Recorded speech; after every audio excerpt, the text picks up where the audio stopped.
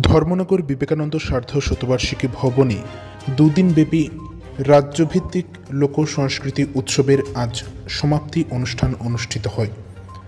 25শে ফেব্রুয়ারি রবিবার সন্ধ্যা আনুমানিক 5:30 নাগাদ উত্তর ত্রিপুরা জেলার জেলা সদর ধর্মনগর শহরের বিবেকানন্দ সার্ধ শতবার্ষিকী ভবনে এই অনুষ্ঠানটি অনুষ্ঠিত হয়।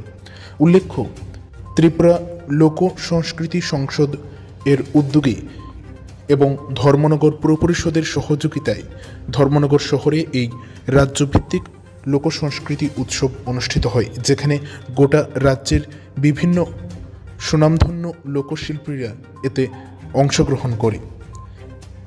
যেখানে রবিবার সন্ধ্যাবেলায় এই সমাপ্তি অনুষ্ঠানে উপস্থিত ছিলেন রাজ্যের বিশিষ্ট সাংস্কৃতিক ব্যক্তিত্ব সমর চক্রবর্তী, উপস্থিত ছিলেন লোকসংস্কৃতি সংসদের সভাপতি অরুণ নাথ, উপস্থিত ছিলেন লোকসংস্কৃতি সংসদের অন্যান্য সদস্যরা। এছাড়াও উপস্থিত ছিলেন তথ্য ও সংস্কৃতি দপ্তর উত্তর ত্রিপুরা জেলার পক্ষ থেকে বিভিন্ন আধিকারিকরা এবং ধর্মনগর মহকুমার অন্তর্গত সকল সাংস্কৃতিক প্রতিষ্ঠানের কর্মকর্তারা।